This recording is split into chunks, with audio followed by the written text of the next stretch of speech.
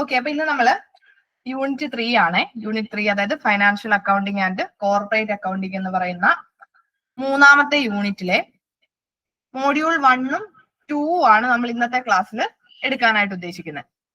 അപ്പൊ മോഡ്യൂൾ 1-നകത്ത് നമുക്ക് അക്കൗണ്ടിങ്ങിന്റെ കോൺസെപ്റ്റുകളും അതേപോലെ accounting conventions, accounting standards, trial balance, trading and profit and loss account, ഇങ്ങനെയുള്ള കുറച്ച് കാര്യങ്ങൾ മോഡ്യൂൾ 1-ൽ പഠിക്കണം. ദെൻ മോഡ്യൂൾ 2-ലാണ് ഇൻകംപ്ലീറ്റ് റെക്കോർഡ്സ്, അതായത് സിംഗിൾ എൻട്രി സിസ്റ്റം ആ പറയുന്നത് കേട്ടോ. ഇൻകംപ്ലീറ്റ് റെക്കോർഡ്സ് എന്ന് പറയുന്നത് സിംഗിൾ എൻട്രി സിസ്റ്റത്തിനെയാണ്. അതേപോലെ തന്നെ നോൺ ട്രേഡിംഗ് ഫേംസിന്റെ അക്കൗണ്ട്സ്, അതായത് സർവീസ് ഓറിയന്റഡ് ആയിട്ടുള്ള നോട്ട് ഫോർ പ്രോഫിറ്റ് ഓർഗനൈസേഷന്റെ അക്കൗണ്ട്സിനെ പറ്റിയിട്ട് നമുക്ക് പഠിക്കണം. അതാണ് മൊഡ്യൂൾ 1ഉം മൊഡ്യൂൾ 2ഉം. പിന്നെ 3ഉം 4ഉം ഒക്കെ കമ്പനി അക്കൗണ്ട്സ് ആണ്.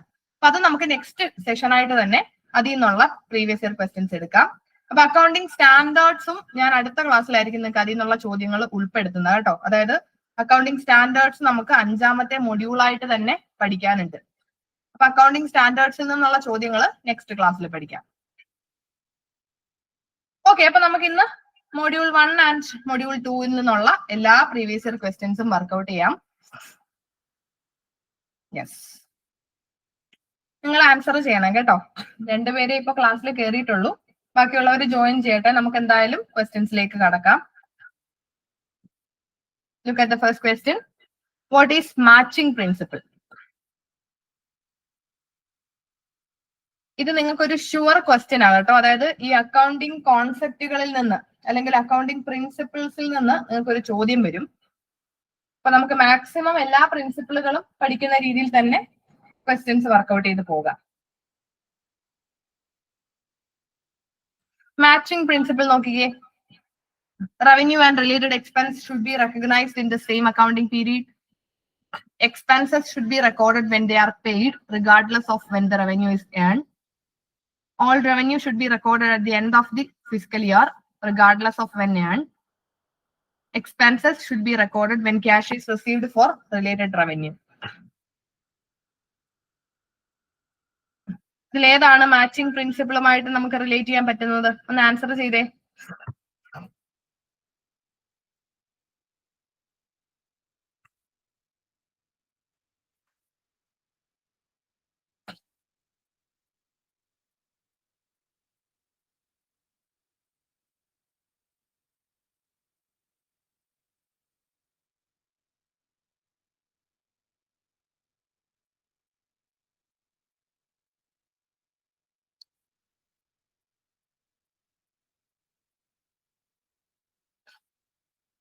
നിങ്ങൾ രണ്ടുപേരും ഒന്ന് കമന്റ് ചെയ്തേ, എന്നിട്ട് നമുക്ക് അടുത്ത ചോദ്യത്തിലേക്ക് പോകണം കേട്ടോ. നിങ്ങൾ രണ്ടാളും ആൻസർ പറഞ്ഞിട്ടായിരിക്കും നമ്മൾ ഇതിന്റെ ഫൈനൽ ആൻസറിലേക്കും നെക്സ്റ്റ് ക്വസ്റ്റ്യൻസിലേക്കും പോകുന്നത്. യെസ്, എയും സിയും ആണല്ലേ പറഞ്ഞത്. അപ്പൊ മാച്ചിങ് പ്രിൻസിപ്പിളിൽ നമുക്കൊരു കൺഫ്യൂഷൻ ഉണ്ട് അല്ലെ. ഇവിടെ മാച്ചിങ് പ്രിൻസിപ്പിളിൽ പറയുന്നത് എന്താ? നമ്മൾ മാച്ചിങ് പ്രിൻസിപ്പിളിൽ പഠിക്കുന്നത്, നമുക്കിപ്പോ ഈ വർഷം റവന്യൂ ഏൺ ചെയ്താൽ ആ റവന്യൂ കിട്ടാനായിട്ട് നമുക്കുണ്ടായ എക്സ്പെൻസുകളെല്ലാം ആ ഒരു പീരീഡിൽ തന്നെ എന്ത് ചെയ്തിരിക്കണം? റെക്കഗ്നൈസ് ചെയ്തിരിക്കണം എന്നുള്ളതാണ് മാച്ചിങ് പ്രിൻസിപ്പിൾ. ഇപ്പോ നമുക്ക് ഈ ഒരു 2025-26 അപ്പോ ഇയർ എൻഡ് 31st March 2026 ഈ ഒരു ഇയറിലെ റവന്യൂ നമ്മൾ എടുക്കുക. അപ്പൊ ഈ വർഷം നമുക്ക് 10,000 രൂപ പ്രോഫിറ്റ് കിട്ടി. അങ്ങനെയാണെങ്കിൽ ഈ വർഷം നമുക്ക് ഈ റവന്യൂ കിട്ടാനായിട്ടുണ്ടായ എക്സ്പെൻസുകൾ, അതായത് ഈ വർഷം ഉണ്ടായ എക്സ്പെൻസുകളെ നമുക്ക് ഈ വർഷം 10,000 രൂപ റവന്യൂ അല്ലെങ്കിൽ പ്രോഫിറ്റ് കിട്ടാനായിട്ട് നമുക്കുണ്ടായ എക്സ്പെൻസുകൾ ഉണ്ടല്ലോ, ആ എക്സ്പെൻസിനെ നമ്മൾ എന്ത് ചെയ്യണം? ആ ഒരു ഇയറിൽ തന്നെ റെക്കഗ്നൈസ് ചെയ്യണം. അതാണ് മാച്ചിങ് പ്രിൻസിപ്പിൾ. അപ്പൊ ഇവിടെ ഓപ്ഷൻ എ ആണ് കറക്റ്റ് വരുന്നത്. ഈ ഓപ്ഷൻ സി എന്ന് പറയുന്നത് revenue recorded at the end of the fiscal year. അങ്ങനെ നമ്മൾ ഒരു പ്രിൻസിപ്പിളിലും അങ്ങനെ പഠിക്കുന്നില്ലല്ലോ. നമ്മൾ ആ വർഷത്തിന്റെ അവസാനം റവന്യൂ റെക്കോർഡ് ചെയ്യണം എന്നൊന്നും പഠിക്കുന്നില്ല. റിയലൈസേഷൻ പ്രിൻസിപ്പിളിൽ നമ്മൾ ഇതല്ല പഠിക്കുന്നത്. റിയലൈസേഷൻ പ്രിൻസിപ്പിളും അക്രൂവൽ പ്രിൻസിപ്പിളും ഒക്കെ വേറെയാ. നമ്മൾ നെക്സ്റ്റ് ചോദ്യത്തിൽ കൂടെ നമുക്കത് പഠിക്കാം. അപ്പൊ മാച്ചിങ് പ്രിൻസിപ്പിൾ ഇത്രയേ ഉള്ളൂ.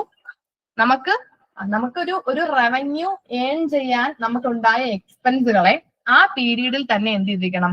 റെക്കഗ്നൈസ് ചെയ്തിരിക്കണം. അത് കൊടുത്താലും കൊടുത്തില്ലെങ്കിലും.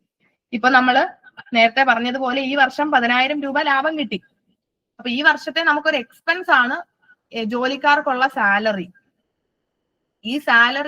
ഈ വർഷത്തെ സാലറി നമ്മൾ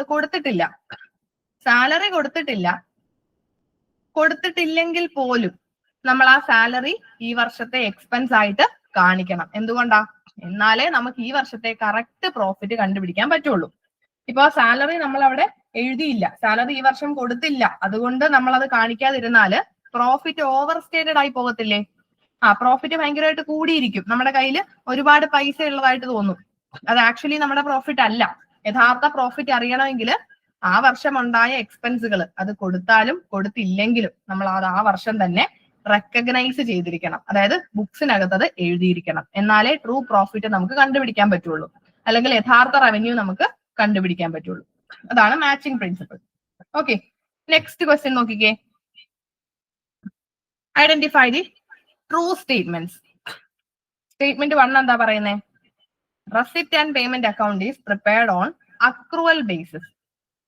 സ്റ്റേറ്റ്മെന്റ് 2 പറയുന്നത് income and expenditure account include both revenue and capital receipt. ഇതിലേതൊക്കെയാ ശരി?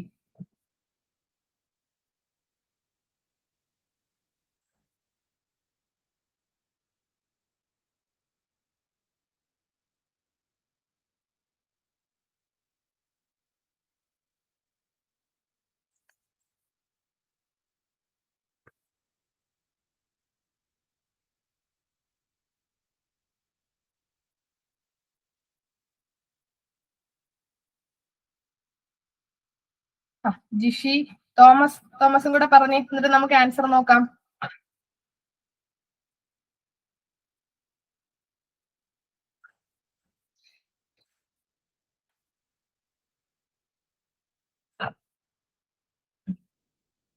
രണ്ടുപേരും ഓപ്ഷൻ സി പറഞ്ഞു അല്ലെ?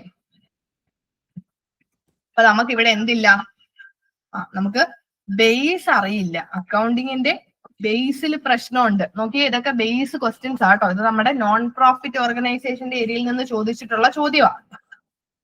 ഇവിടെ 2 സ്റ്റേറ്റ്മെന്റും തെറ്റാണ്. ഓപ്ഷൻ ഡി ആണ് കറക്റ്റ് ആൻസർ വരുന്നത്. 2 സ്റ്റേറ്റ്മെന്റും തെറ്റാണ്. എങ്ങനെയാന്ന് നോക്കിക്കേ. ഇത് ഞാൻ ചോദിച്ചാൽ നിങ്ങൾ പറയണം കേട്ടോ. ഈ റെസിപ്റ്റ് ആൻഡ് പേയ്മെന്റ് അക്കൗണ്ടും ഇൻകം ആൻഡ് എക്സ്പെൻഡിച്ചർ അക്കൗണ്ടും നോൺ പ്രോഫിറ്റ് ഓർഗനൈസേഷൻസ് മാത്രം പ്രിപ്പയർ ചെയ്യുന്നതല്ലേ? നമ്മുടെ സാധാരണ പ്രോഫിറ്റ് ഓറിയന്റഡ് ഓർഗനൈസേഷൻസ് പ്രിപ്പയർ ചെയ്യുന്നതല്ലല്ലോ. റെസിപ്റ്റ് ആൻഡ് പേയ്മെന്റും ഇൻകം ആൻഡ് എക്സ്പെൻഡിച്ചറും നോൺ പ്രോഫിറ്റ് ഓർഗനൈസേഷന്റെ ബുക്സ് ഓഫ് അക്കൗണ്ട്സ് ആണ്. അത് നമ്മുടെ ഒരു പ്രോഫിറ്റ് ഓറിയന്റഡ് ഓർഗനൈസേഷന്റെ ബുക്സ് ഓഫ് അക്കൗണ്ട്സിന് കറസ്പോണ്ടിങ് ആയിട്ട് വരുന്നതാണ് ഈ ഒരു റെസിപ്റ്റ് ആൻഡ് പേയ്മെന്റും ഇൻകം ആൻഡ് എക്സ്പെൻഡിച്ചറും. അപ്പോ നമ്മൾ സാധാരണ ഒരു പ്രോഫിറ്റ് ഓറിയന്റഡ് ഓർഗനൈസേഷന്റെ ക്യാഷ് ബുക്കിന് തുല്യമായിട്ട് നോൺ പ്രോഫിറ്റ് ഓർഗനൈസേഷൻ പ്രിപ്പയർ ചെയ്യുന്നത് ഇതിൽ ഏതാ? റെസിപ്റ്റ് ആൻഡ് പേയ്മെന്റ് ആണോ, ഇൻകം ആൻഡ് എക്സ്പെൻഡിച്ചർ ആണോ? ക്യാഷ് ബുക്ക് എന്ന് പറയുന്നത് പ്രോഫിറ്റ് ഓറിയന്റഡ് ഓർഗനൈസേഷൻസ് പ്രിപ്പയർ ചെയ്യുന്നതാ. ആ ക്യാഷ് ബുക്കിന് പകരം നോൺ പ്രോഫിറ്റ് ഓർഗനൈസേഷൻ എന്തുവാ പ്രിപ്പയർ ചെയ്യുന്നേ? ഒന്ന് പറഞ്ഞേ, നിങ്ങളൊന്ന് ജസ്റ്റ് കമന്റ് ചെയ്തേ.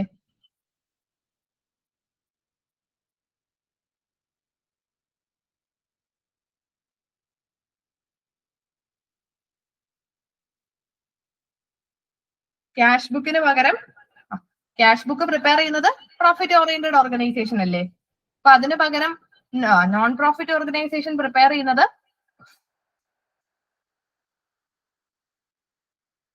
റെസിപ്റ്റ് ആൻഡ് പേയ്മെന്റ് അക്കൗണ്ട് ആണ് കേട്ടോ. റെസിപ്റ്റ് ആൻഡ് പേയ്മെന്റ് അക്കൗണ്ട് ആണ്. അപ്പൊ ഈ റെസിപ്റ്റ് ആൻഡ് പേയ്മെന്റ് അക്കൗണ്ട് എന്ന് പറയുന്നത് ക്യാഷ് ബുക്കാ, ക്യാഷ് ബുക്കിന് തുല്യവാ. അതേപോലെ ഇൻകം ആൻഡ് എക്സ്പെൻഡിച്ചർ അക്കൗണ്ട് എന്ന് പറയുന്നത് പ്രോഫിറ്റ് ആൻഡ് ലോസ് അക്കൗണ്ടിനും തുല്യമാണ്. യെസ് ജിഷി, കറക്റ്റ് ആട്ടോ. അപ്പൊ ഇൻകം ആൻഡ് എക്സ്പെൻഡിച്ചർ എന്ന് പറയുന്നത് നമ്മുടെ P&L അക്കൗണ്ടിന് തുല്യവാ. ഈ ക്യാഷ് ബുക്കും P&L ഒന്നും നോൺ പ്രോഫിറ്റ് ഓർഗനൈസേഷൻ പ്രിപ്പയർ ചെയ്യത്തില്ല. അപ്പൊ അവരതിനെ ഒരു വേറൊരു വട്ടപ്പേരിട്ട് വിളിക്കുന്നു, അത്രേ ഉള്ളൂ പ്രത്യേകത. കാര്യമെല്ലാം സെയിമാ. ഇതിന്റെ കോൺസെപ്റ്റ് എന്താ? ക്യാഷ് ബുക്കും P&L അക്കൗണ്ടുമാ, പേര് മാറിയെന്നേ ഉള്ളൂ. ഇനി ഒന്ന് ചിന്തിച്ചു നോക്കിക്കേ, ക്യാഷ് ബുക്ക് എന്ന് പറയുന്നത് അക്രൂവൽ ബേസിസ് ആണോ? ക്യാഷ് ബുക്ക് ക്യാഷ് ബേസിസ് അല്ലേ? അതായത് അക്രൂവൽ ബേസിസ് എന്ന് പറഞ്ഞാല് അക്രൂവൽ ബേസിസിന്റെ പ്രത്യേകത transactions are recorded when they are earned. അല്ലെങ്കിൽ ഒരു ട്രാൻസാക്ഷൻ റെക്കോർഡ് ചെയ്യുന്നത് അത് ഏൺ ചെയ്യുമ്പോഴാണ്. അതാണ് അക്രൂവൽ ബേസിസ്. അതായത് നമുക്ക് നമ്മൾ ഗുഡ്സ് വിറ്റു, ക്രെഡിറ്റ് കടത്തിന് വിറ്റു, പൈസ കിട്ടിയില്ല. അപ്പൊ കടത്തിന് വിൽക്കുമ്പോ തന്നെ ആ സെയിൽ നമ്മൾ അവിടെ എഴുതും, അല്ലെ, റെക്കഗ്നൈസ് ചെയ്യും. അല്ലെങ്കിൽ റെന്റ് നമുക്ക് കിട്ടാനുണ്ട്, അപ്പൊ അത് നമ്മൾ എന്ത് ചെയ്യും, റെന്റ് അക്രൂഡ് എന്ന് പറഞ്ഞ് നമ്മൾ എഴുതി വെക്കും. ഇതാണ് accrual basis.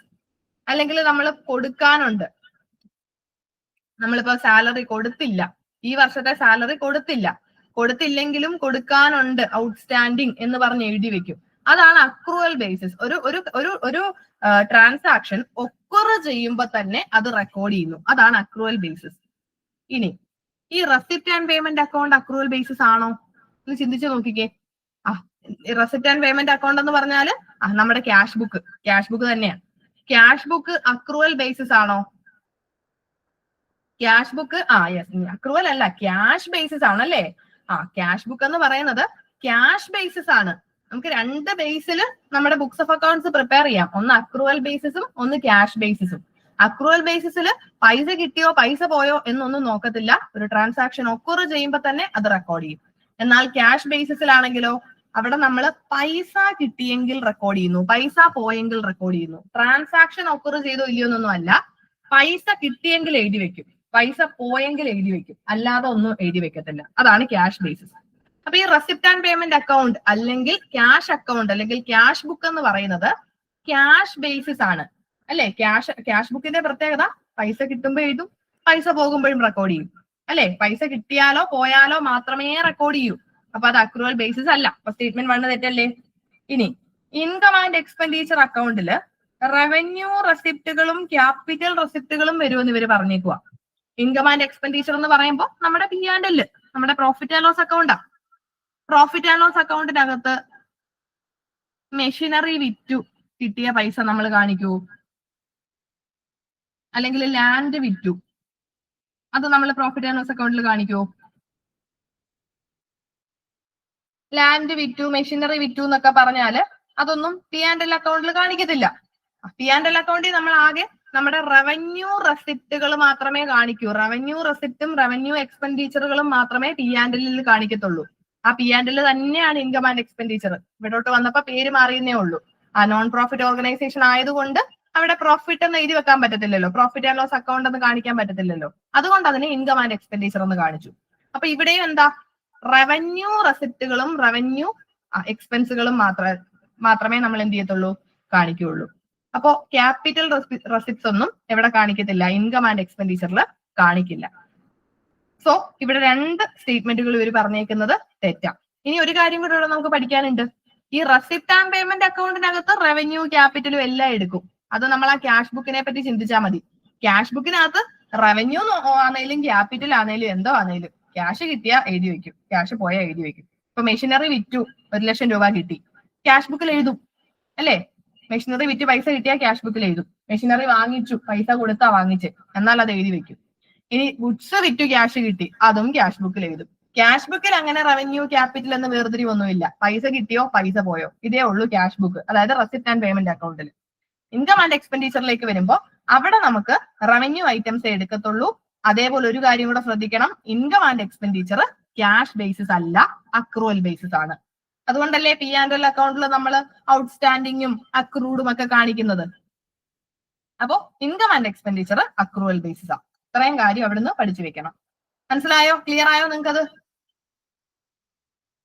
Okay, yes. Next question നോക്കിക്കേ.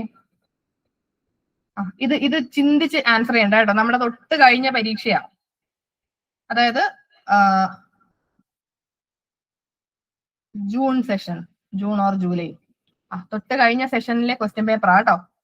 ഇത് നമ്മളൊന്ന് ചിന്തിച്ച് ആൻസർ ചെയ്യണം. A business person purchased goods for ₹25 lakh, sold 80% of goods during the accounting year 2033.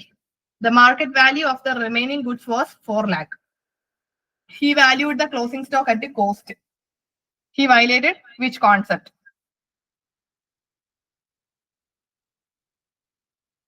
ഏത് കോൺസെപ്റ്റ് ആണ് ഇവിടെ വയലേറ്റ് ചെയ്യപ്പെട്ടതെന്നാണ് നമ്മുടെ ചോദ്യം.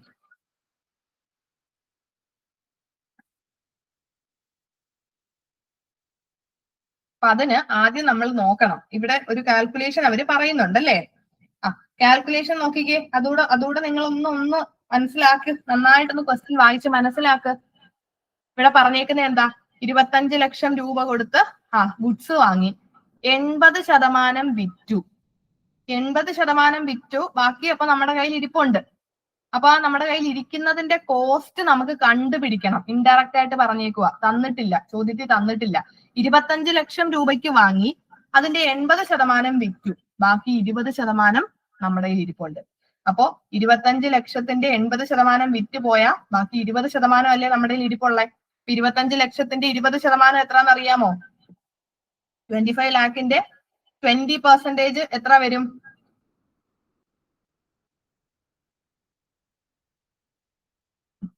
25 ലാഖിന്റെ 20% എന്ന് പറയുന്നത് 5 ലാഖ് വരും അല്ലെ? 5 ലക്ഷം വരും. 5 ലക്ഷം. 25 ലക്ഷത്തിന്റെ 20% നമ്മുടെ കയ്യിൽ ഇരിപ്പുള്ള സ്റ്റോക്ക്, അത് 5 ലക്ഷം രൂപയ്ക്കാണ് നമ്മൾ വാങ്ങിയത്. കോസ്റ്റ് പ്രൈസ് നമ്മൾ കണ്ടുപിടിച്ചു. അപ്പൊ 5 ലക്ഷം രൂപയുടെ സ്റ്റോക്ക് നമ്മുടെ കയ്യിൽ ഇരിപ്പുണ്ട്. എന്നാൽ അതിന്റെ ഇന്നത്തെ മാർക്കറ്റ് വില 4 ലക്ഷമേ ഉള്ളൂ. അപ്പൊ നമ്മുടെ കയ്യിൽ ഇരിക്കുന്ന സ്റ്റോക്കിന്റെ, റിമൈനിങ് സ്റ്റോക്കിന്റെ അല്ലെങ്കിൽ ക്ലോസിംഗ് സ്റ്റോക്കിന്റെ കോസ്റ്റ് പ്രൈസ് എന്ന് പറയുന്നത് 5 ലക്ഷവും അതിന്റെ മാർക്കറ്റ് വില, അതായത് ഇപ്പോ അത് വിറ്റാൽ എത്ര രൂപ കിട്ടും? മേടിച്ച വില തന്നെ കിട്ടണമെന്നില്ലല്ലോ. അപ്പൊ അതിന്റെ മാർക്കറ്റ് വില 4 ലക്ഷവും. അപ്പൊ രണ്ട് പ്രൈസ് നമുക്ക് കിട്ടി. ഇനി ഈ ബിസിനസ് പേഴ്സൺ എന്താ ചെയ്തേ? നമ്മുടെ കോസ്റ്റ് വിലയിൽ തന്നെ ക്ലോസിംഗ് സ്റ്റോക്കിനെ കാണിച്ചു. അതായത് വാങ്ങിയ വില, കോസ്റ്റ് വില എത്ര? 5 ലക്ഷം. അപ്പൊ നമ്മുടെ ബുക്സ് ഓഫ് അക്കൗണ്ട്സിൽ 5 ലക്ഷം എന്ന് തന്നെ എഴുതി വെച്ചു. എന്ത്? സ്റ്റോക്ക് 5 ലക്ഷം എന്ന് എഴുതി വെച്ചു.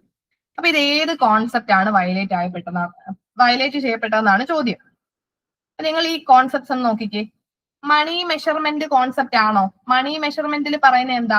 മോണിറ്ററി ടേംസിൽ മെഷർ ചെയ്യാൻ പറ്റുന്ന കാര്യങ്ങൾ മാത്രമേ ബുക്സ് ഓഫ് അക്കൗണ്ട്സിൽ റെക്കോർഡ് ചെയ്യത്തുള്ളൂ. അതാണ് മണി മെഷർമെന്റ്. പൈസയുടെ രീതിയിൽ, പൈസയുടെ ബേസിൽ നമുക്ക് റെക്കോർഡ് ചെയ്യാൻ പറ്റണം. ഇപ്പൊ ഒരാൾക്ക് കൊടുക്കുന്ന സാലറി, അത് മണിയിൽ കാണിക്കാം. മെഷീനറി വാങ്ങി, മണിയിൽ കാണിക്കാം. റെന്റ് കൊടുത്തു, മണിയിൽ മെഷർ ചെയ്യാം. ഇനി ഒരു ജോലിക്കാരന്റെ ആത്മാർത്ഥത മണിയിൽ മെഷർ ചെയ്യാൻ പറ്റുമോ? ഒരാളുടെ ക്വാളിറ്റി മണിയിൽ മെഷർ ചെയ്യാൻ പറ്റുമോ? ഇതൊന്നും മണിയിൽ മെഷർ ചെയ്യാൻ പറ്റത്തില്ലല്ലോ. പൈസയുടെ ടേംസിൽ മെഷർ ചെയ്യാൻ പറ്റുമോ? ഒരാളുടെ ക്വാളിറ്റി, അല്ലെങ്കിൽ അയാളുടെ ലോയൽറ്റി, ഒരാളുടെ സ്കില്ല്, ഒരാളുടെ ബുദ്ധി, ഇതൊന്നും നമുക്ക് എന്ത് ചെയ്യാൻ പറ്റില്ല, മണിയിൽ മെഷർ ചെയ്യാൻ പറ്റില്ല. അപ്പൊ മോണിറ്ററി ടേംസിൽ മെഷർ ചെയ്യാൻ പറ്റുന്നത് മാത്രമേ റെക്കോർഡ് ചെയ്യാവുള്ളൂ. അതാണ് മണി മെഷർമെന്റ്. അപ്പൊ അതിവിടെ വരത്തില്ലല്ലോ. പിന്നെ പീരിയോഡിസിറ്റി എന്ന് പറയുമ്പോൾ നമ്മുടെ ഒരു ബിസിനസിന്റെ ലൈഫിനെ നമ്മൾ ഡിഫറെന്റ് പീരീഡുകളായിട്ട് തരംതിരിച്ചേക്കുക. അതാണ് നമ്മുടെ ഓരോ അക്കൗണ്ടിങ് ഇയർ. എന്നിട്ട് ആ ഓരോ വർഷത്തെയും നമ്മുടെ ഓരോ വർഷവും നടക്കുന്ന കാര്യങ്ങളാണ് നമ്മൾ ഈ ഓരോ ബുക്സിലും കാണിക്കുന്നത്. Then cost concept. കോസ്റ്റ് കോൺസെപ്റ്റിൽ പറയുന്നത് അസറ്റുകളെ നമ്മൾ റെക്കോർഡ് ചെയ്യേണ്ടത്, നമ്മുടെ അസറ്റുകളെ നമ്മൾ എഴുതി വെക്കേണ്ടത് അതിന്റെ ഹിസ്റ്റോറിക്കൽ കോസ്റ്റ്, വാങ്ങിയ വില പ്ലസ് എന്തെങ്കിലും ഇൻസ്റ്റലേഷൻ ചാർജുകൾ വന്നിട്ടുണ്ടെങ്കിൽ അതുകൂടെ ചേർത്ത് ആ ഒരു എമൗണ്ടിൽ വേണം നമ്മുടെ അസറ്റുകൾ നമ്മൾ റെക്കോർഡ് ചെയ്യാൻ. കൺസർവേറ്റിസം കോൺസെപ്റ്റിൽ പറയുന്നത് എന്താ? Conservatism anticipate no profit but provide for all possible losses. അതായത് ലാഭം ഉണ്ടാകുമെന്ന് പ്രതീക്ഷിക്കരുത്, ലാഭം ഉണ്ട് എന്ന് വെച്ച് കൂട്ടി എഴുതി വെക്കരുത് ഒന്നും. എന്നാൽ നഷ്ടമുണ്ടാകാൻ സാധ്യതയുണ്ടെങ്കിൽ അത് കുറച്ചിട്ടേ നമ്മൾ എഴുതി വെക്കാവുള്ളൂ. അതാണ് കൺസർവേറ്റിസം. ഇവിടെ നമ്മൾ ഈ ഒരു കോണ്ടെക്സ്റ്റ് നോക്കിക്കേ. 5 ലക്ഷമാണ് ആ ഒരു ഗുഡ്സിന്റെ പർച്ചേസ് പ്രൈസ്, അതായത് കോസ്റ്റ്. ഇനി മാർക്കറ്റ് വാല്യൂ 4 ലക്ഷം. ഇയാൾ ഇത് എഴുതി വെച്ചത് 5 ലക്ഷത്തിന് തന്നെയാ ബുക്സ് ഓഫ് അക്കൗണ്ട്സിൽ എഴുതി വെച്ചത്. ഏത് കോൺസെപ്റ്റ് ആയിരിക്കും വയലേറ്റ് ചെയ്തത്? ഇനി ഒന്ന് പറഞ്ഞേ.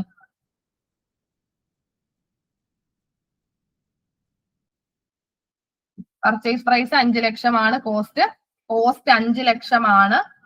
5 ലക്ഷമാണ് കോസ്റ്റ്. അതിന്റെ ഇന്നത്തെ മാർക്കറ്റ് വില 4 ലക്ഷമേ ഉള്ളൂ. എന്നിട്ടും അയാൾ എഴുതി വെച്ചത് 5 ലക്ഷം എന്നാ.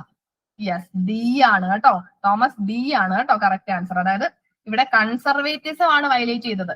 അതായത് എപ്പോഴും നമ്മൾ ലാഭം ഉണ്ടാകും എന്നും പറഞ്ഞുകൊണ്ട് ഒന്നും കൂട്ടി എഴുതി വെക്കരുത്. നഷ്ടമുണ്ടാകുമെങ്കിൽ അത് കുറച്ച് കാണിക്കുകയും വേണം. അതാണ് കൺസർവേറ്റിസം. ഇപ്പൊ നമ്മൾ എപ്പോഴും പറയത്തില്ലേ, എവിടെയെങ്കിലും പോവാനായിട്ട് ഇറങ്ങുമ്പോൾ ഒരു 10 മിനിറ്റ് നേരത്തെ ഇറങ്ങണം. നമ്മൾ ഈ വാച്ചൊക്കെ ഫാസ്റ്റ് ആക്കി വെക്കും. എന്തിനാ? കുറച്ച് നേരത്തെ നമുക്ക് ഇറങ്ങാൻ വേണ്ടിയാ. അല്ലാതെ നമ്മൾ സ്ലോ ആക്കി വെക്കത്തില്ലല്ലോ. അല്ലെ 10 മിനിറ്റ് താമസിച്ചിറങ്ങിയാൽ മതി എന്ന് പറയത്തില്ലല്ലോ. അപ്പൊ കുറച്ച് നേരത്തെ അവിടെ ചെന്ന് നിന്നാലും നമുക്ക് കുഴപ്പമില്ല പോകേണ്ടടുത്ത്. താമസിച്ച് നിന്നാലല്ലേ പ്രശ്നം. അതേപോലെ ലാഭം ഉണ്ടാകുമെന്നും പറഞ്ഞ് മുന്നേ കൂട്ടി കണ്ട് നമ്മൾ ഒത്തിരി ഒത്തിരി ഒത്തിരി ഒത്തിരി പ്രോഫിറ്റുകളെ മുൻകൂട്ടി കണ്ട് എഴുതി കുറിച്ച് വെക്കരുത്. എന്നാൽ നഷ്ടം ഉണ്ടാവാൻ സാധ്യത ഉണ്ടെങ്കിൽ അതെല്ലാം നമ്മൾ എഴുതി വെക്കുകയും വേണം. അതാണ് കൺസർവേറ്റിസം. ഇവിടെ 5 ലക്ഷമാണ് കോസ്റ്റ് വാങ്ങിയ വില. എന്നാൽ ഇന്ന് അതിന് മാർക്കറ്റിൽ 4 ലക്ഷമേ ഉള്ളൂ. എന്നാൽ ആ 4 ലക്ഷത്തിനല്ലേ കാണിക്കേണ്ടത്? Cost price or market price whichever is lower എന്നാ പറയുന്നത്. ഇനിയിപ്പം വാങ്ങിയ കോസ്റ്റ് പ്രൈസ് 3 ലക്ഷമേ ഉള്ളൂ, മാർക്കറ്റ് വില ഇപ്പൊ 5 ലക്ഷം ഉണ്ട്. എന്നാൽ ആ കുറഞ്ഞ വിലയിൽ വേണം കാണിക്കാൻ. അപ്പൊ നമ്മൾ ആ 3 ലക്ഷത്തിന് കാണിച്ചോണം. എവിടാണോ കുറഞ്ഞിരിക്കുന്നത് കുറഞ്ഞ എമൗണ്ടിലേ കാണിക്കാവുള്ളൂ.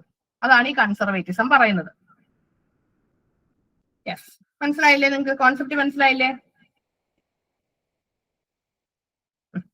ഓക്കെ, നെക്സ്റ്റ് ക്വസ്റ്റ്യൻ നോക്കിക്കേ. The accounting concept which assume that business will continue to operate for the near future. Business continue ചെയ്യും, നിയർ ഫ്യൂച്ചറിലേക്കും ബിസിനസ് കണ്ടിന്യൂ ചെയ്യും എന്ന് പറയുന്ന കോൺസെപ്റ്റ് നമുക്ക് എല്ലാവർക്കും അറിയാവുന്ന സിമ്പിൾ കോൺസെപ്റ്റ് അല്ലേ? Yes, going concern. ബിസിനസ്സിന് ഒരു എൻഡ് ഇല്ല, ബിസിനസ്സിനൊരു അവസാനമില്ല, അതിങ്ങനെ കണ്ടിന്യൂ ചെയ്തുകൊണ്ടേയിരിക്കും. Yes, going concern. അടുത്ത ചോദ്യം നോക്കിക്കേ. ഇതൊക്കെ നല്ല സ്റ്റാൻഡേർഡ് ചോദ്യങ്ങളാട്ടോ. ഇപ്പൊ ചോദിച്ചു കാണുന്ന ഈ ഒരു ടൈപ്പ് ക്വസ്റ്റ്യൻസ് ആണ്.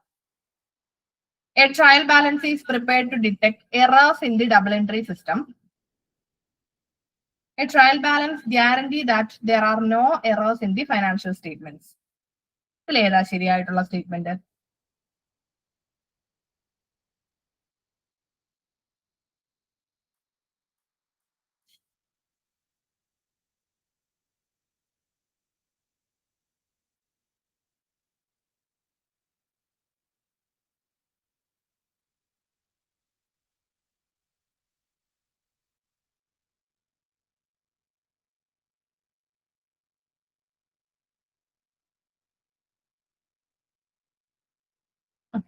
ട്രയൽ ബാലൻസ് എന്ന് പറയുന്നത് നമ്മുടെ ഡബിൾ എൻട്രി സിസ്റ്റത്തിലെ എററുകളെ ഡിറ്റക്ട് ചെയ്യാൻ വേണ്ടിയിട്ടാണ് നമ്മൾ ട്രയൽ ബാലൻസ് പ്രിപ്പയർ ചെയ്യുന്നത് അല്ലേ? അത് ശരിയാ, സ്റ്റേറ്റ്മെന്റ് 1 ശരിയാ. ഇനി 2 നോക്കിക്കേ. ട്രയൽ ബാലൻസ്, ഇപ്പോ ട്രയൽ ബാലൻസിൽ ഡെബിറ്റ് സൈഡും ക്രെഡിറ്റ് സൈഡും ബാലൻസ് ആയി, ഈക്വൽ ആയി എന്ന് പറഞ്ഞ് അവിടെ ഒരു എററും ഇല്ല എന്ന് നമുക്ക് ഗ്യാരണ്ടി ചെയ്യാനായിട്ട് പറ്റത്തില്ല അല്ലേ? യെസ്, തോമസ് കറക്റ്റാ പറഞ്ഞത് കേട്ടോ. ഓപ്ഷൻ എ ആണ് കറക്റ്റ് ആൻസർ. അപ്പൊ ട്രയൽ ബാലൻസ് ഒരിക്കലും എററുകൾ ഇല്ല എന്ന് ഗ്യാരണ്ടി ചെയ്യുന്നില്ല. ട്രയൽ ബാലൻസ് ആയി എന്ന് പറഞ്ഞാലും നമ്മുടെ പല തരത്തിലുള്ള എററുകൾ ഇല്ലേ?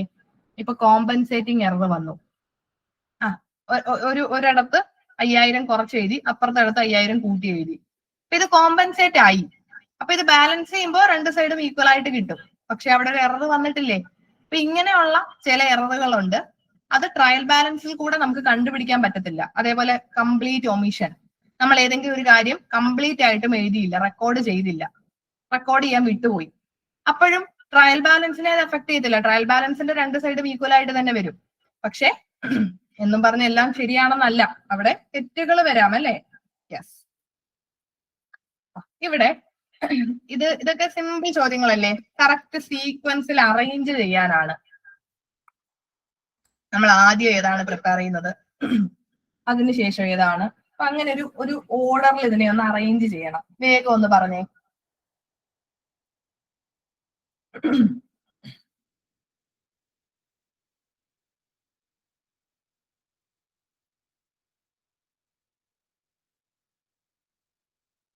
യെസ്, സിമ്പിൾ ആണ് അല്ലേ? 2 3 4 1. ലെഡ്ജർ അക്കൗണ്ട്സ്, ലെഡ്ജർ ബാലൻസ് വെച്ചിട്ട് ട്രയൽ ബാലൻസ് പ്രിപ്പയർ ചെയ്യും. ട്രയൽ ബാലൻസ് വെച്ചിട്ട് നമ്മൾ P&L അക്കൗണ്ട് പ്രിപ്പയർ ചെയ്യും. Then balance sheet. പ്രീപെയ്ഡ് എക്സ്പെൻസുകൾ, അയ്യോ ഇതിന്റെ ആൻസർ വന്നു അല്ലേ? പ്രീപെയ്ഡ് എക്സ്പെൻസുകൾ എന്താണ്? പ്രീപെയ്ഡ് എക്സ്പെൻസ് എന്ന് പറയുന്നത് നമുക്ക് അസറ്റ് ആണോ, ലയബിലിറ്റി ആണോ, ക്യാപിറ്റൽ ആണോ?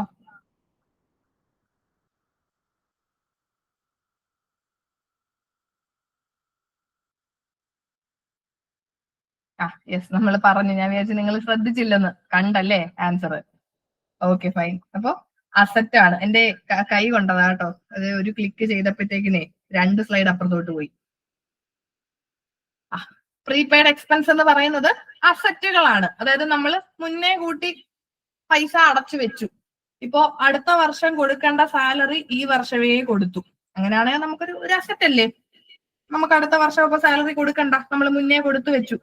അത് നമുക്കൊരു അസറ്റ് ആയിട്ട് നമുക്ക് കാണാം അല്ലേ? ഇത് മാച്ച് ചെയ്തേ. ഇനി നിങ്ങളൊന്ന് മാച്ച് ചെയ്തേ.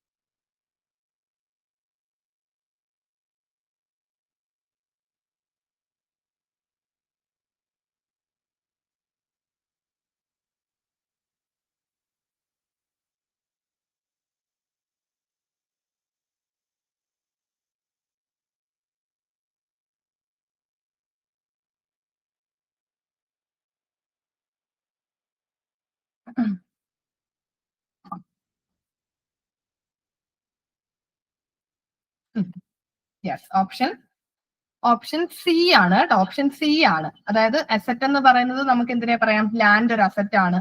അതേപോലെ ക്രെഡിറ്റേഴ്സ് നമ്മുടെ ലൈബിലിറ്റി. എക്സ്പെൻസ് എന്ന് പറയുന്നത് സാലറി എന്ന് പറയുന്നത് നമുക്ക് എക്സ്പെൻസ് അല്ലേ, നമ്മൾ കൊടുക്കേണ്ടി വരുന്നത്. ഡിസ്കൗണ്ട് റിസീവ് ചെയ്തു എന്ന് പറഞ്ഞാൽ അത് നമുക്ക് നമ്മുടെ ഇൻകം ആണ് അല്ലേ? ഡിസ്കൗണ്ട് റിസീവ്ഡ് ഇൻകം ആണ്. യെസ്, ഓപ്ഷൻ സി ആണ് കറക്റ്റ് ആൻസർ. ഇത് എററുകളെ നിങ്ങളൊന്ന് മാച്ച് ചെയ്യണം. നമ്മൾ ഡിഫറെന്റ് ടൈപ്സ് ഓഫ് എറേഴ്സ് പഠിച്ചിട്ടില്ലേ? Error of omission, error of commission, error of principle, compensating errors. wrong amount posted in one account is compensated by the wrong posting of the same amount in another account. ഇതൊക്കെ simply നമുക്ക് എന്ത് ചെയ്യാം? Match ചെയ്യാം അല്ലേ? ഇനി accounting പ്രിൻസിപ്പിളുകൾ apply ചെയ്യപ്പെടാത്തത് ഏത് എററിലാണ്? Wrong amount has been recorded either in the journal or in subsidiary books. Transaction is fully skipped. ഇത് നിങ്ങൾക്ക് ഓപ്ഷൻസ് എനിക്ക് ഈ സ്ലൈഡിലേക്ക് അക്കോമഡേറ്റ് ചെയ്യാൻ പറ്റില്ലായിരുന്നു കേട്ടോ. അതുകൊണ്ട് നെക്സ്റ്റ് സ്ലൈഡിലാണ് ഇതിന്റെ ഓപ്ഷൻസ് വെച്ചേക്കുന്നത്.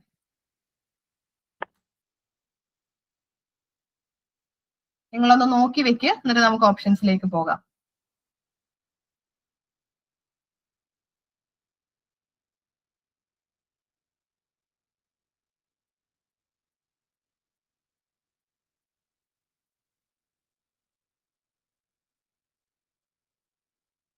ഓക്കെ, നോക്കിക്കേ ഏതാണെന്നൊന്ന് പറയാമോ?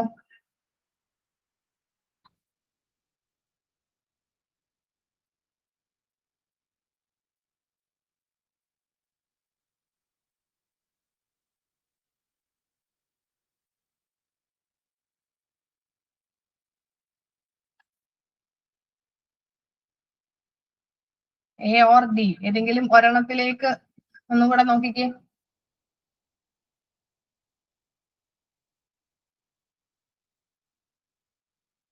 എറർ ഓഫ് ഒമിഷൻ എന്ന് പറഞ്ഞാൽ ഒരു കാര്യം ഒമിറ്റ് ചെയ്യുന്നു അല്ലെ? ഒരു കാര്യം നമ്മൾ ഒരു ട്രാൻസാക്ഷൻ നമ്മൾ എഴുതാനായിട്ട് വിട്ടു പോകുന്നതാണ് error of omission.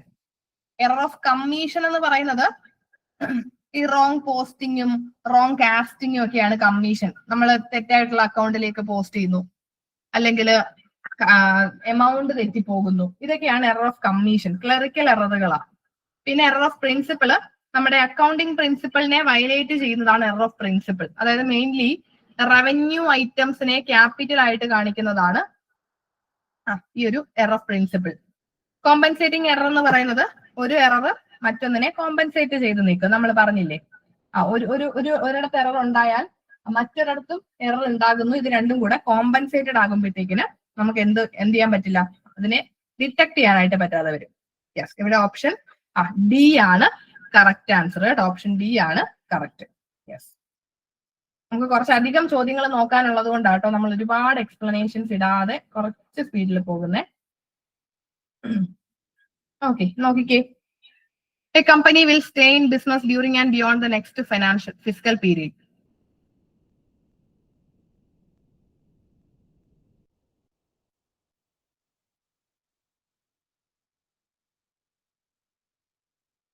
Yes, going concern concept ആണ്. ഇത് രണ്ടും പ്രീവിയസ് ഇയർ ക്വസ്റ്റ്യൻ, 2 ക്വസ്റ്റ്യൻ പേപ്പറുകളിൽ നിന്നാണ് കേട്ടോ. ഇതുപോലെ തന്നെ നമ്മൾ ഗോയിങ് കൺസേണിന്റെ മറ്റൊരു ചോദ്യവും കണ്ടിരുന്നല്ലോ. 2 പ്രാവശ്യം ചോദിച്ചു. ഈ ഒരു ചോദ്യം തന്നെ 2 വർഷങ്ങളിലായിട്ട് ചോദിച്ചിട്ടുണ്ട് കേട്ടോ. The rule anticipates no profit but provides for all possible losses for recording business transaction relates with ഏത് അക്കൗണ്ടിങ് കൺവെൻഷനിലാണ് ഇത് പറയുന്നത്? Anticipates no profit, provide for all possible losses. ലാഭം ഉണ്ടാകുമെന്ന് പ്രതീക്ഷിച്ചൊന്നും ചെയ്യരുത്. നഷ്ടമുണ്ടാകാൻ സാധ്യത ഉണ്ടെങ്കിൽ അതിന് പ്രൊവിഷൻസ് വെക്കണം. അപ്പോ ഇത് നിങ്ങൾക്ക് ഇങ്ങനെയും ചോദിക്കാം കേട്ടോ. അതായത് ഒരു സിറ്റുവേഷൻ തന്നിട്ട്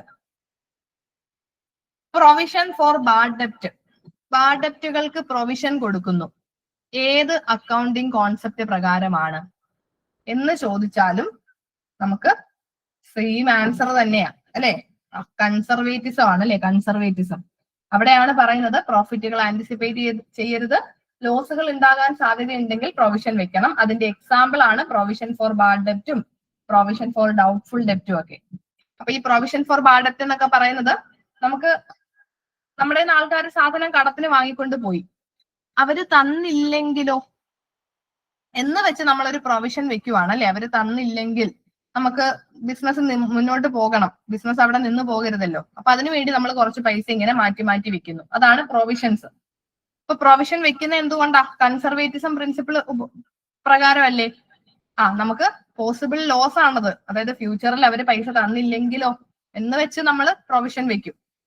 അപ്പൊ provision for debtors conservatism principle ആണ്.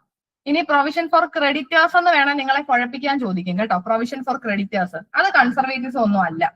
ക്രെഡിറ്റേഴ്സിന് പ്രൊവിഷൻ വെക്കണ്ട. അതായത് ക്രെഡിറ്റേഴ്സ് എന്ന് പറഞ്ഞാൽ നമ്മൾ അങ്ങോട്ട് പൈസ കൊടുക്കാനുള്ളവരാ. അപ്പോ ഈ ക്രെഡിറ്റേഴ്സ് നമുക്ക് ഡിസ്കൗണ്ട് തന്നാലോ എന്ന് വെച്ച് പ്രൊവിഷൻ വെക്കേണ്ട ആവശ്യമുണ്ടോ? ക്രെഡിറ്റേഴ്സ് നമുക്ക് ഡിസ്കൗണ്ട് തരുവാന്ന് പറഞ്ഞാൽ നമുക്ക് നല്ലതല്ലേ. അങ്ങനെ പ്രോഫിറ്റിന് വേണ്ടി നമ്മൾ പ്രൊവിഷൻ വെക്കരുത്, ലോസുകൾക്ക് വേണ്ടിയേ പ്രൊവിഷൻ വെക്കാവൂ. അപ്പൊ പ്രൊവിഷൻ ഫോർ ക്രെഡിറ്റേഴ്സ് വന്നാൽ ഇവിടെ വരത്തില്ല. പ്രൊവിഷൻ ഫോർ ഡെപ്റ്റേഴ്സ് ആണ് കൺസർവേറ്റീവ്സ്. ഓക്കെ, അടുത്ത ചോദ്യം നോക്കിക്കേ. Which of the following is not an accounting concept? ഇതിൽ അക്കൗണ്ടിങ് കോൺസെപ്റ്റ് അല്ലാത്തത് ഏതാ?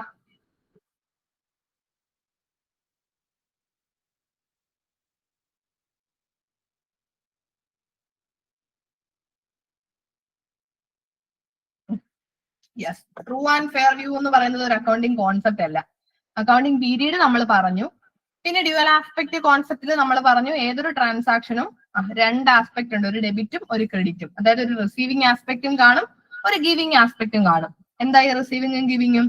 ഇപ്പൊ നമ്മൾ ഗുഡ്സ് വിറ്റു, അപ്പൊ അവിടുത്തെ റിസീവിംഗ് ആസ്പെക്ട് ക്യാഷ് കിട്ടി, ക്യാഷ് റിസീവ് ചെയ്തു. ഗിവിംഗ് ആസ്പെക്ട് എന്താ? നമ്മുടെ ഗുഡ്സിൽ നിന്ന് കുറഞ്ഞു, ഗുഡ്സ് പോയി, അതാണ് ഗിവിംഗ് ആസ്പെക്ട്. അപ്പൊ ഏതൊരു ട്രാൻസാക്ഷൻ എടുത്താലും ഒരു റിസീവിംഗ് ആസ്പെക്റ്റും ഒരു ഗിവിംഗ് ആസ്പെക്റ്റും കാണും. പിന്നെ റിയലൈസേഷൻ കോൺസെപ്റ്റ് പറയുന്നത്, ഇത് നിങ്ങൾക്ക് ചോദിക്കാൻ സാധ്യതയുണ്ട് കേട്ടോ. റിയലൈസേഷൻ കോൺസെപ്റ്റിൽ പറയുന്നത് റവന്യൂ നമ്മൾ റെക്കോർഡ് ചെയ്യേണ്ടത് അത് അക്രൂ ചെയ്യുമ്പോഴായിരിക്കണം, അല്ലെങ്കിൽ ഏൺ ചെയ്യുമ്പോഴായിരിക്കണം, അല്ലാതെ ക്യാഷ് കയ്യിൽ കിട്ടുമ്പോഴല്ല. ഇപ്പൊ നമ്മൾ നേരത്തെ പറഞ്ഞ പോലെ ഗുഡ്സ് കടത്തിന് വിറ്റാൽ അത് നമ്മൾ അന്നേരം തന്നെ റെക്കോർഡ് ചെയ്ത് വെക്കത്തില്ലേ, ക്രെഡിറ്റ് സെയിൽസ് എന്ന് പറഞ്ഞിട്ട്. അതെന്തുകൊണ്ടാ? നമുക്ക് ക്യാഷ് കിട്ടിയില്ലെങ്കിലും റവന്യൂവിനെ റിയലൈസ് ചെയ്യേണ്ടത്, നമ്മൾ ബുക്സിൽ കാണിക്കേണ്ടത് അത് അക്രൂ ആകുമ്പോഴായിരിക്കണം കേട്ടോ, അക്രൂ ആകുമ്പോഴായിരിക്കണം, അല്ലാതെ ക്യാഷ് കിട്ടുമ്പോഴല്ല. അതാണ് realisation concept. Yes, next question നോക്കിക്കേ. Which of the following is known as a principal book of accounts? Principal book of accounts എന്ന് അറിയപ്പെടുന്നത് ഇതിൽ ആരെയാ?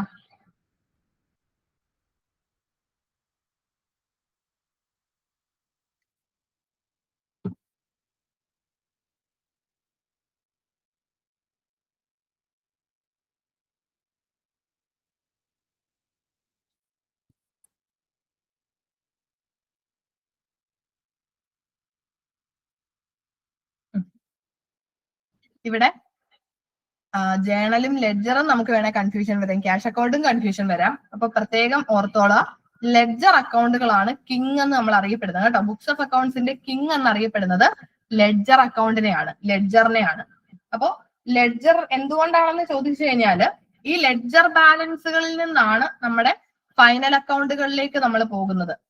ഈ പറയുന്ന ട്രേഡിംഗ് അക്കൗണ്ട് ആണെങ്കിലും P&L അക്കൗണ്ട് ആണെങ്കിലും ബാലൻസ് ഷീറ്റ് ആണെങ്കിലും ഈ എല്ലാ ബുക്സ് ഓഫ് അക്കൗണ്ട്സും ഈ ഓരോ അക്കൗണ്ടുകളും നമ്മൾ പ്രിപ്പയർ ചെയ്യുന്നത് ലെഡ്ജർ ബാലൻസുകളുടെ ബേസിലാണ്. മെയിൻ ആയിട്ട് ലെഡ്ജർ ബാലൻസിന്റെ ബേസിലാണ് നമ്മൾ ട്രയൽ ബാലൻസ് പ്രിപ്പയർ ചെയ്യുന്നത്. ദെൻ അത് വെച്ചിട്ടാണ് നമ്മുടെ ബുക്സ് ഓഫ് അക്കൗണ്ട്സ് പ്രിപ്പയർ ചെയ്യുന്നത്. അപ്പൊ ഇവിടെ എല്ലാ ബുക്കുകളുടെയും കിങ് എന്നറിയപ്പെടുന്നത് ലെഡ്ജറിനെയാണ് കേട്ടോ, ലെഡ്ജർ. യെസ്, ഇതൊന്ന് നോക്കിക്കേ. Which error happens if a transaction is not recorded, whereas which happens when one error is set off against another. ഇതിനെ നമുക്ക് എങ്ങനെ എഴുതാം? ട്രാൻസാക്ഷൻ റെക്കോർഡ് ചെയ്തില്ല, അപ്പൊ ഏത് എററാണ് ഉണ്ടാകുന്നത്? അതേപോലെ ഒരു എറർ മറ്റൊന്നിനെ സെറ്റ് ഓഫ് ചെയ്യുന്നു, അപ്പൊ ഏത് എററാണ്? രണ്ടും കൂടെ ഒന്ന് കമ്പൈൻ ചെയ്ത് പറഞ്ഞേ.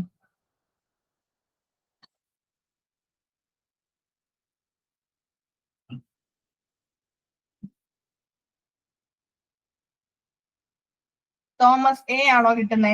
നമ്മളൊരു ട്രാൻസാക്ഷൻ റെക്കോർഡ് ചെയ്തില്ലെങ്കിൽ അത് എറർ ഓഫ് പ്രിൻസിപ്പിൾ ആണോ?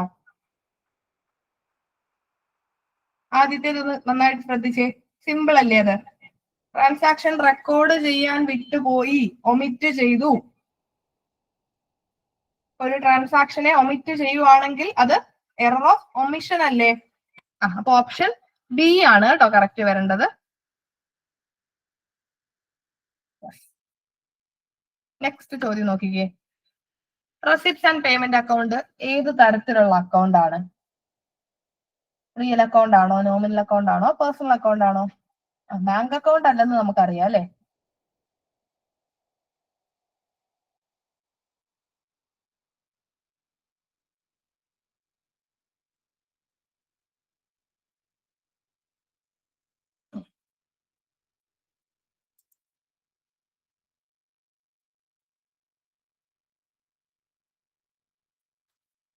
വേഗം ഒന്ന് പറഞ്ഞേ.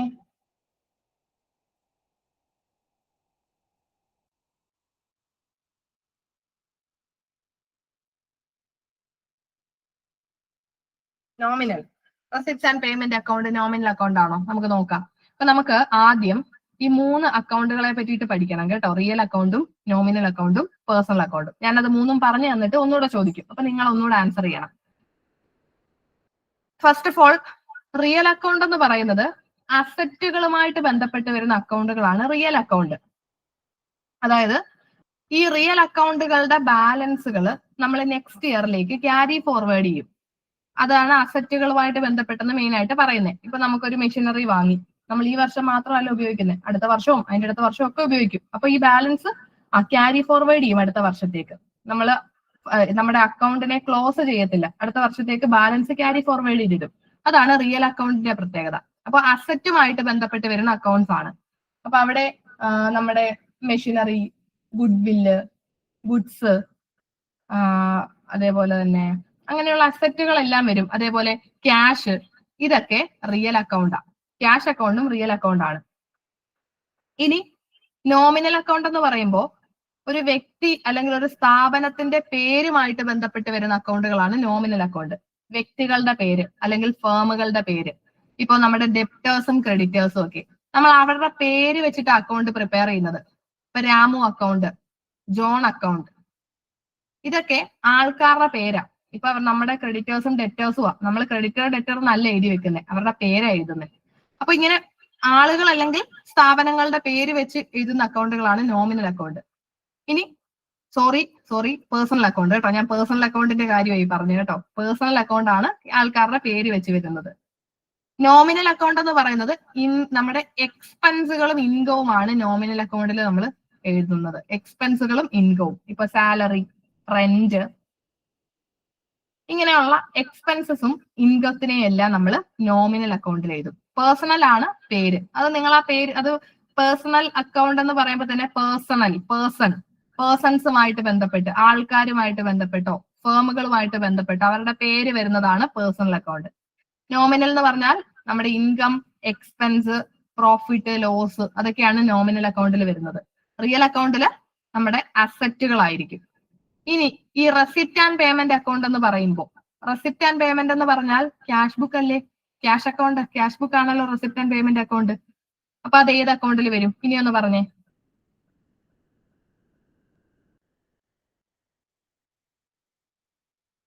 അപ്പൊ നിങ്ങൾ ബി പറഞ്ഞിരുന്നു, അത് തെറ്റാണെന്ന് മനസ്സിലായില്ലേ? റെസിപ്റ്റ് ആൻഡ് പേയ്മെന്റ് എന്ന് പറയുന്നത് ഇനി ഏതിൽ വരുമെന്നൊന്ന് പറഞ്ഞേ. തോമസ് കറക്റ്റ് പറഞ്ഞു കേട്ടോ. യെസ്, റിയൽ അക്കൗണ്ട് ആണ് കേട്ടോ. റെസിപ്റ്റ് ആൻഡ് പേയ്മെന്റ് അക്കൗണ്ട് എന്ന് പറയുന്നത് റിയൽ അക്കൗണ്ട് ആണ്, അതായത് അസറ്റ് ആണ്. റെസിപ്റ്റ് ആൻഡ് പേയ്മെന്റ് എന്ന് പറഞ്ഞാൽ ക്യാഷ് ബുക്ക് ആണ്. ക്യാഷ് ബുക്ക് അസറ്റ് അക്കൗണ്ട് ആണ്. അപ്പൊ റിയൽ അക്കൗണ്ടിൽ വരുന്നതാണ്. നിങ്ങൾക്ക് ഈ 3 ക്ലാസിഫിക്കേഷൻ മനസ്സിലായോ? റിയൽ അക്കൗണ്ടും നോമിനൽ അക്കൗണ്ടും പേഴ്സണൽ അക്കൗണ്ടും മനസ്സിലായോ? ഓക്കെ. ദെൻ നോക്കിക്കേ, goods costing 10,000 sold for 12,000 but entry recorded 21,000 by mistake. ഇത് ഏത് തരത്തിലുള്ള എററാ? 10,000 രൂപയുടെ ഗുഡ്സ് നമ്മൾ 12,000-ന് വിറ്റു. അപ്പൊ ഈ 12,000 എന്നത് എഴുതിയപ്പോ 21,000 എന്നായിപ്പോയി. അത് അങ്ങോട്ടും ഇങ്ങോട്ടും തിരിഞ്ഞു പോയി. ഇത് ഏത് തരത്തിലുള്ള എററാണ്?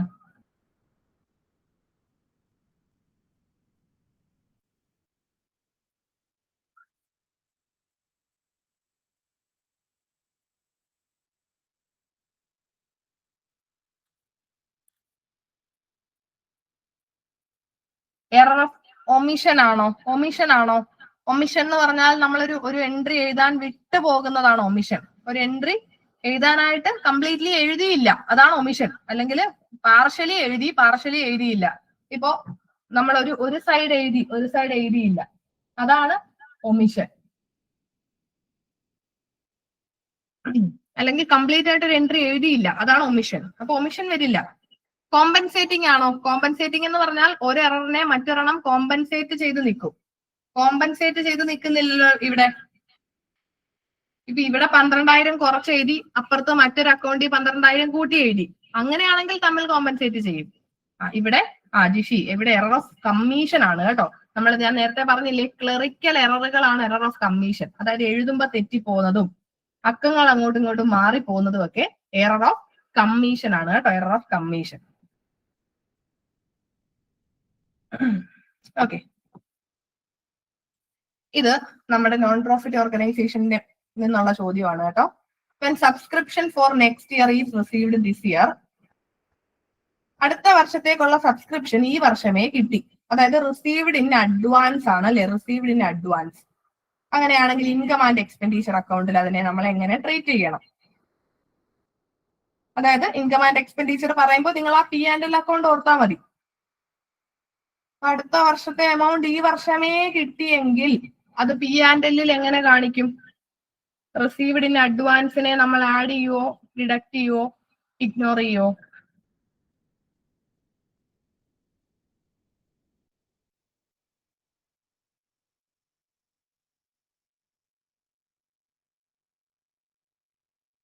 ആഡ് ആണോ ചെയ്യുന്നേ? എടാ ഒന്ന് ആലോചിച്ച് നോക്കിക്കേ. നമ്മുടെ P&L അക്കൗണ്ട് അല്ലെങ്കിൽ ഇൻകം ആൻഡ് എക്സ്പെൻഡിച്ചർ അക്കൗണ്ട് എന്ന് പറയുന്നത് നമ്മുടെ ആ ഒരു വർഷത്തെ യഥാർത്ഥ ഇൻകവും എക്സ്പെൻഡിച്ചറുകൾ, ആ വർഷം നമുക്കുണ്ടായ ഇൻകവും എക്സ്പെൻഡിച്ചേഴ്സും ആയിരിക്കും നമ്മൾ കാണിക്കുന്നത്.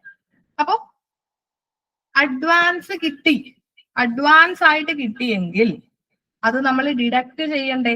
കുറച്ചല്ലേ കാണിക്കുന്നേ? എന്നിട്ട് ബാലൻസ് ഷീറ്റിൽ പോയിട്ട് അത് ലയബിലിറ്റി ആയിട്ടും കാണിക്കും. അടുത്ത വർഷത്തേക്കിനുള്ള എമൗണ്ടാ, അത് ഈ വർഷമേ കിട്ടി. അപ്പൊ ഈ വർഷമേ കിട്ടിയെങ്കിൽ നമ്മൾ അവിടെ കുറച്ച് കാണിക്കണം. കാരണം നമുക്ക് ഈ വർഷത്തെ ഇൻകവും എക്സ്പെൻസും മാത്രം വെച്ചിട്ടാണ് ഈ വർഷത്തെ പ്രോഫിറ്റ് തീരുമാനിക്കുന്നത്. നമ്മൾ മാച്ചിങ് കോൺസെപ്റ്റിൽ അല്ലെങ്കിൽ മാച്ചിങ് പ്രിൻസിപ്പിളിൽ പറഞ്ഞു, അതാത് വർഷത്തെ എക്സ്പെൻസുകളും ഇൻകവും അതാത് വർഷം എന്ത് ചെയ്യാം, മാച്ച് ചെയ്യണമെന്ന്. അപ്പൊ അടുത്ത വർഷത്തേക്കിനുള്ള ഇൻകം ഈ വർഷമേ കിട്ടി. അപ്പൊ അത് ഈ വർഷത്തെ ബുക്കിൽ വരുന്ന ഇൻകം അല്ല, അത് അടുത്ത വർഷത്തേക്കിനുള്ളതാണ്. അതുകൊണ്ട് നമ്മൾ എന്ത് ചെയ്യാം, ഡിഡക്ട് ചെയ്യണം. യെസ്, പ്രീപെയ്ഡ് എക്സ്പെൻസ് അല്ല, ഇത് ഇൻകം റിസീവ്ഡ് ഇൻ അഡ്വാൻസ് ആണ് അല്ലെ? ഇവിടെ സബ്സ്ക്രിപ്ഷൻ, അടുത്ത വർഷത്തെ സബ്സ്ക്രിപ്ഷൻ ഈ വർഷമേ കിട്ടി എന്ന് പറയുമ്പോൾ അത് റിസീവ്ഡ് ഇൻ അഡ്വാൻസ് അല്ലേ? നമ്മൾ പ്രീപേ ചെയ്തതല്ലല്ലോ, നമ്മൾ അങ്ങോട്ട് കൊടുക്കുന്നതല്ല, നമുക്ക് ഇങ്ങോട്ട് കിട്ടുന്നതാ. പ്രീപെയ്ഡ് എക്സ്പെൻസ് എന്ന് പറയുന്നത് പിന്നത്തേക്കിനുള്ള അടുത്ത വർഷത്തെ എക്സ്പെൻസ് നമ്മൾ ഈ വർഷമേ കൊടുത്തു, അതാണ് പ്രീപെയ്ഡ് എക്സ്പെൻസ്. അത് നമുക്ക് അസറ്റാ. പക്ഷെ ഈ റിസീവ്ഡ് ഇൻ അഡ്വാൻസ് എന്ന് പറഞ്ഞാൽ നമുക്ക് ലയബിലിറ്റിയാ. നമുക്കൊരു ബാധ്യതയല്ലേ, അടുത്ത വർഷം കിട്ടേണ്ടത് ഈ വർഷമേ പൈസ ഇനി കിട്ടി, നമുക്കതൊരു ബാധ്യതയാണ്. അപ്പൊ അത് നമ്മൾ ബാലൻസ് ഷീറ്റിൽ ലയബിലിറ്റിയിൽ കാണിക്കുകയും വേണം. യെസ്. ഇനി ഇത് നല്ലൊരു ചോദ്യമാണ് കേട്ടോ. ഡിപ്രീസിയേഷൻ ചാർജ് ചെയ്യുന്നത് ഇതിൽ ഏത് കോൺസെപ്റ്റ് പ്രകാരമാണ് നമ്മൾ അസറ്റുകൾക്ക് ഡിപ്രീസിയേഷൻ ചാർജ് ചെയ്യും? അപ്പൊ അത് ഏത് കോൺസെപ്റ്റിന്റെ ഒരു പ്രകാരമാണ് ഈ ഡിപ്രീസിയേഷൻസ് ചാർജ് ചെയ്യുന്നത്? കോസ്റ്റ് ആണോ, ഗോയിങ് കൺസേൺ ആണോ, മാച്ചിങ് ആണോ, ഡിസ്ക്ലോഷർ ആണോ?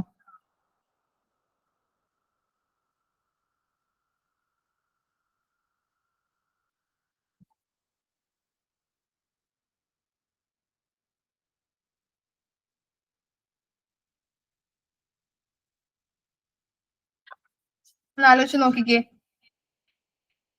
ഡിപ്രീസിയേഷൻ കോസ്റ്റ് കോൺസെപ്റ്റ് പ്രകാരമാണോ, കോസ്റ്റ് ആണോ? കോസ്റ്റിൽ പറഞ്ഞ എന്താ, നമ്മള് ഫിക്സഡ് അസറ്റുകൾ വാങ്ങുമ്പോൾ പർച്ചേസ് ചെയ്ത പ്രൈസിന്റെ കൂടെ ഇൻസ്റ്റലേഷൻ ചാർജ് കൂടെ ചേർത്തിട്ട് കാണിക്കണം, അത്രേ ഉള്ളൂ കോസ്റ്റ് കോൺസെപ്റ്റ്. ഡിപ്രീസിയേഷൻ ഓരോ വർഷവും നമ്മൾ ചാർജ് ചെയ്യുന്ന എന്തുകൊണ്ടാ? മാച്ചിങ് കോൺസെപ്റ്റ് പ്രകാരമാണ് കേട്ടോ. അത് വളരെ ഇമ്പോർട്ടന്റ് ആണ്. മാച്ചിങ് കോൺസെപ്റ്റ് പ്രകാരമാണ് ഡിപ്രീസിയേഷൻ. അതായത് നമ്മൾ പറഞ്ഞു ഓരോ വർഷവും ഉണ്ടാകുന്ന അതാത് വർഷത്തെ എക്സ്പെൻസും ഇൻകവും അതാത് വർഷം കാണിക്കണം. അപ്പൊ നമ്മൾ ഈ ഒരു മെഷീൻ ഉപയോഗിച്ച് കുറെ ഗുഡ്സ് മാനുഫാക്ചർ ചെയ്തു. അപ്പോ ഈ മെഷീൻ നമ്മൾ ഈ വർഷം ഉപയോഗിച്ചത് എത്രത്തോളമാണ് അത് ഈ വർഷം ഡിപ്രീഷിയേറ്റ് ചെയ്ത് കാണിക്കണ്ടേ? അത് മെഷീൻ ഉപയോഗിച്ച ആ മെഷീന്റെ വെയർ ആൻഡ് ടിയർ ആണ്. അത് ഈ വർഷത്തെ ഭാഗം ഈ വർഷം കാണിക്കുന്നു. ഇനി അടുത്ത വർഷം വീണ്ടും ഈ മെഷീൻ പ്രവർത്തിപ്പിക്കും. അപ്പൊ അടുത്ത വർഷം ഉണ്ടാകുന്ന റവന്യൂവിൽ നിന്ന് അടുത്ത വർഷത്തെ എക്സ്പെൻസ് ആയിട്ട് നമ്മൾ ആ മെഷീന്റെ അത്രയും എന്ത് പോയി, അതിന്റെ മെഷീൻ അത്ര ഉപയോഗിച്ചപ്പോ അതിന്റെ നമ്മളിപ്പോ ഒരു സാധനം കുറെ നാൾ ഉപയോഗിക്കും തോറും അതിന്റെ ഇത് കുറഞ്ഞു വരുമല്ലോ, എഫിഷ്യൻസി. അപ്പൊ അടുത്ത വർഷം വീണ്ടും ഈ മെഷീൻ പ്രവർത്തിപ്പിക്കുമ്പോൾ അടുത്ത വർഷത്തെ ഡിപ്രീസിയേഷൻ അടുത്ത വർഷം കാണിക്കാം. അപ്പൊ ഓരോ വർഷവും ഡിപ്രീസിയേഷൻസ് കാണിക്കുന്നത് എന്തുകൊണ്ടാ? അതാത് വർഷത്തെ ഇൻകവുമായിട്ട് ആ എക്സ്പെൻസുകളെ മാച്ച് ചെയ്യാൻ വേണ്ടിയിട്ടാണ്. ഓക്കെ, ഈ ഒരു ചോദ്യം നോക്കിക്കേ. Which statements are true regarding dual aspect? Dual aspect concept പ്രകാരം ട്രൂ ആയിട്ടുള്ള സ്റ്റേറ്റ്മെന്റ് ഏതാണ്? Every transaction has two effects. It is the basis of double entry system. Asset is equal to liability minus capital. Increase in one asset always decrease another asset. Purchase of goods on credit increases asset and liability. ഇതിൽ ഏതൊക്കെയാ ശരി?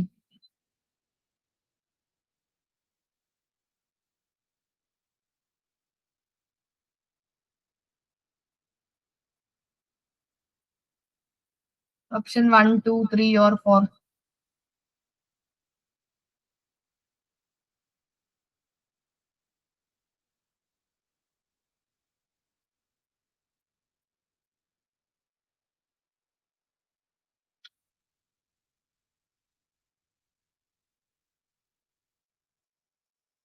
വേഗം answer ചെയ്യണേ.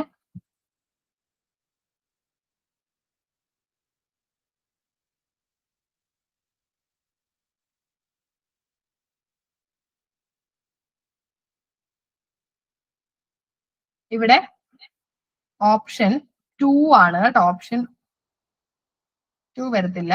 Option A B E only. Option 1 ആണ് കേട്ടോ. Option 1 ആണ്. അതായത് A ശരിയാ, അതായത് ഏതൊരു ട്രാൻസാക്ഷനും 2 ഇഫക്റ്റ് ഉണ്ട്. ബിയും ശരിയാ, it is the basis of double entry. ഇനി ഡ്യുവൽ ആസ്പെക്റ്റിൽ അസറ്റ് എന്ന് പറയുന്നത് ലയബിലിറ്റി പ്ലസ് ക്യാപിറ്റൽ ആണ് അല്ലെ, ലയബിലിറ്റി മൈനസ് ക്യാപിറ്റൽ അല്ല, ലയബിലിറ്റി പ്ലസ് ക്യാപിറ്റൽ. അപ്പൊ സി വരത്തില്ല കേട്ടോ. ഇവിടെ ഈ ഒരു മാർക്കിംഗ് തെറ്റിപ്പോയതാണേ. ഇവിടെ സി വരില്ല. ദെൻ ഡിയും വരില്ല. ഒരു അസറ്റ് കൂടുമ്പോ അനദർ അസറ്റ് കുറയോ? ഇല്ല. ഇനി ഇ വരും. എ ബി ആൻഡ് ഇ ആണ്. ഓപ്ഷൻ 1 ആണ് കറക്റ്റ്. അതായത് സാധനങ്ങൾ കടത്തിന് വാങ്ങുമ്പോ അവിടെ അസറ്റും കൂടും ലയബിലിറ്റിയും കൂടും. ശരിയല്ലേ? നമ്മൾ ഗുഡ്സ് കടത്തിന് വാങ്ങി. ഗുഡ്സ് വാങ്ങുമ്പോ ഒന്ന് ഗുഡ്സിൽ കൂടും, പർച്ചേസിൽ കൂടും. അത് നമ്മുടെ അസറ്റ് അല്ലേ, നമ്മുടെ സ്റ്റോക്ക് കൂടും. ഗുഡ്സ് വാങ്ങുമ്പോ സ്റ്റോക്ക് കൂടും, അതൊരു അസറ്റാ, അസറ്റ് കൂടി. അതേപോലെ ഒരു ലയബിലിറ്റിയും കൂടി, കടത്തിനാ വാങ്ങിയത്. അപ്പൊ അവിടെ നമുക്കൊരു ക്രെഡിറ്റർ ഉണ്ടാകുവാണ്. അപ്പൊ ലയബിലിറ്റിയും കൂടും അസറ്റും കൂടും. Option A, B and E ആണ് ഇവിടുത്തെ കറക്റ്റ് ആൻസർ കേട്ടോ. Revenue earned but not received, അതിനെ നമ്മൾ എന്താ പറയുന്നേ? റവന്യൂ ഏൺ ചെയ്തു, റിസീവ് ചെയ്തില്ല.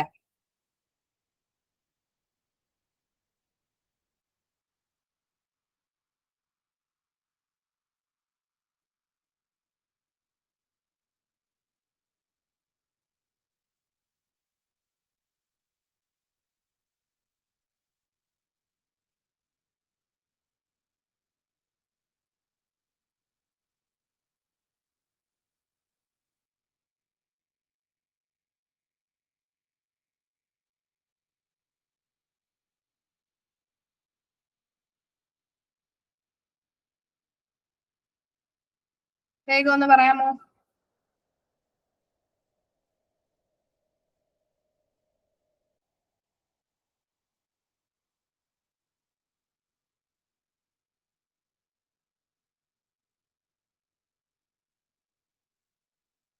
ഇവിടെ റവന്യൂ ഏൺ ചെയ്തു, റിസീവ് ചെയ്തില്ല എന്ന് പറഞ്ഞാൽ എന്താ ഉദ്ദേശിക്കുന്നത്?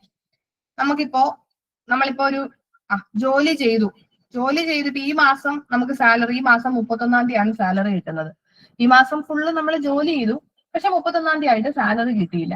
അപ്പൊ അവിടെ നമ്മൾ ആ സാലറി ഏൺ ചെയ്ത് വെച്ചു അല്ലെ, നമ്മൾ അതിനുള്ള ജോലി ചെയ്ത് വെച്ചു, പക്ഷെ പൈസ കിട്ടിയില്ല. അപ്പൊ അത് അക്രൂഡ് ഇൻകം ആണ് അല്ലെ തോമസ്? കറക്റ്റ് ആട്ടോ.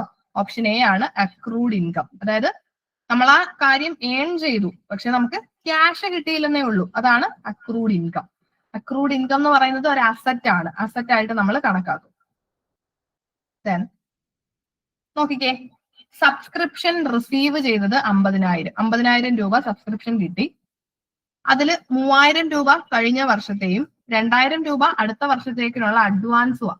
അങ്ങനെയാണെങ്കിൽ ഈ വർഷത്തെ കറക്റ്റ് സബ്സ്ക്രിപ്ഷൻ എത്ര വരും? സിമ്പിൾ കാൽക്കുലേഷൻ ആണ്.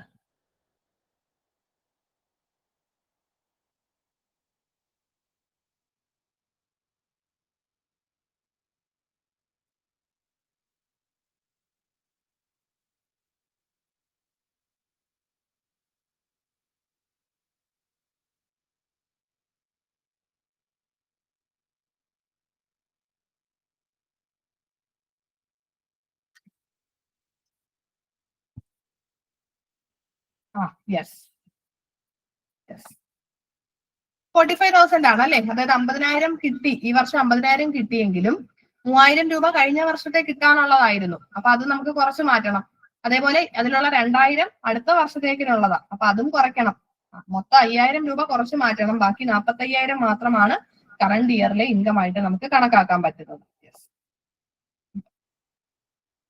സ്റ്റേറ്റ്മെന്റ് ഓഫ് അഫയേഴ്സ്, ഇത് നമ്മുടെ നോൺ പ്രോഫിറ്റ് ഓർഗനൈസേഷനിൽ വരുന്നതാണ് കേട്ടോ. നോൺ പ്രോഫിറ്റ് ഓർഗനൈസേഷന്റെ ഒക്കെ പേരുകൾ ഡിഫറെന്റ് അല്ലേ? നമ്മൾ പഠിച്ചു അവിടെ ക്യാഷ് ബുക്കിന് പകരം റെസിപ്റ്റ് ആൻഡ് പേയ്മെന്റ് അക്കൗണ്ടും, പിന്നെ പി ആൻഡ് എൽ അക്കൗണ്ടിന് പകരം ഇൻകം ആൻഡ് എക്സ്പെൻഡിച്ചർ അക്കൗണ്ടും, അതേപോലെ യെസ് ജിഷി കറക്റ്റ് ആട്ടോ, ബാലൻസ് ഷീറ്റിന് പകരമാണ്. ജിഷി എ അല്ല ബി ആണ്, ബി ബാലൻസ് ഷീറ്റ് ആണ്. സ്റ്റേറ്റ്മെന്റ് ഓഫ് അഫയേഴ്സ് എന്ന് പറയുന്നത് ബാലൻസ് ഷീറ്റിനെ അല്ലേ? റെസിപ്റ്റ് ആൻഡ് പേയ്മെന്റ് അക്കൗണ്ടിനെ ആണോ? റെസിപ്റ്റ് ആൻഡ് പേയ്മെന്റ് അക്കൗണ്ടിനെ നമ്മൾ പറയുന്ന പേരെന്താ? ക്യാഷ് ബുക്ക് എന്നല്ലേ? Receipt and payment account cash book അല്ലേ? അതല്ലേ നമ്മൾ തുടക്കം തൊട്ടേ പറഞ്ഞത്?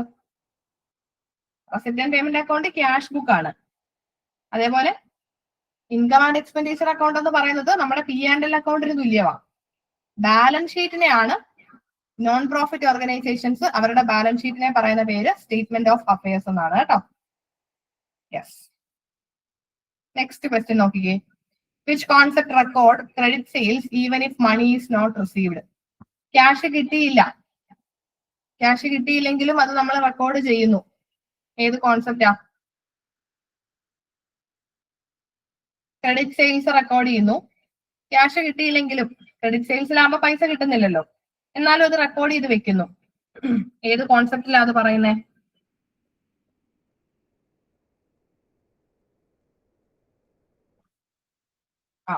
യെസ്, അക്രൂവൽ കോൺസെപ്റ്റ് ആണ് അല്ലെ? അക്രൂവൽ കോൺസെപ്റ്റിലാണ് പറയുന്നത് ക്യാഷ് കിട്ടിയാലും കിട്ടിയില്ലെങ്കിലും ട്രാൻസാക്ഷൻ നടക്കുമ്പോൾ അത് റെക്കോർഡ് ചെയ്യണം. ട്രാൻസാക്ഷൻ ഒക്കർ ചെയ്യുമ്പോൾ അതിനെ റെക്കോർഡ് ചെയ്യണം. യെസ്, അക്രൂവൽ കോൺസെപ്റ്റ് ആണ്. പോസ്റ്റിംഗ് എന്ന് പറയുന്നത് എവിടെ നിന്ന് എവിടെയൊക്കെ നടക്കുന്ന പ്രക്രിയയാണ് posting?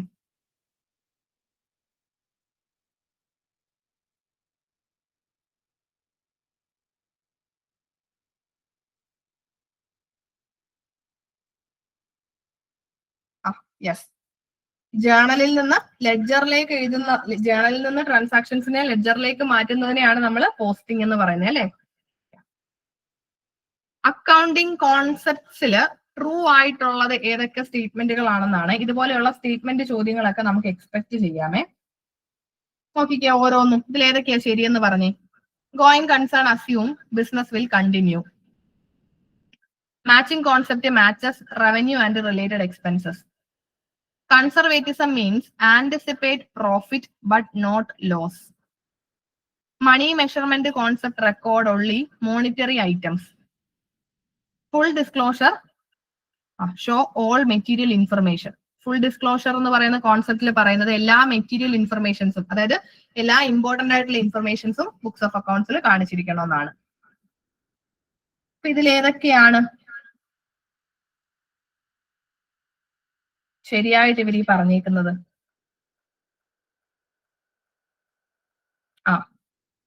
Yes, A B D E അല്ലെ ജിഷി, കറക്റ്റ് ആട്ടോ. ഓപ്ഷൻ 1 ആണ്. എയും ബിയും ഡിയും ഇയും ശരിയാ, സി മാത്രം തെറ്റാ. കൺസർവേറ്റിസത്തില് ആന്റിസിപ്പേറ്റ് പ്രോഫിറ്റ് എന്നല്ല, തിരിച്ചാ പറയുന്നത്, ആന്റിസിപ്പേറ്റ് നോ പ്രോഫിറ്റ് എന്നാണ്. But provide for all possible losses. Yes. അടുത്തൊരു ക്വസ്റ്റ്യൻ നോക്കിക്കേ. Conservatism prefer under statement of profit. അപ്പൊ കൺസർവേറ്റിസം പറയുന്നത് അണ്ടർ സ്റ്റേറ്റ്മെന്റ് ഓഫ് പ്രോഫിറ്റ്, പ്രോഫിറ്റിനെ കുറച്ച് കാണിക്കണമെന്നാണ്. ശരിയാണല്ലോ. ഇനി സ്റ്റേറ്റ്മെന്റ് 2 നോക്കിക്കേ. Expected profit can be recognised if material. അതായത് നമുക്ക് ഉറപ്പുണ്ടെങ്കിൽ അങ്ങനെയുള്ള പ്രോഫിറ്റുകളെ നമുക്ക് എന്ത് ചെയ്യാം, കാണിക്കാം എന്ന് പറയുന്നു. രണ്ടും ശരിയാണോ?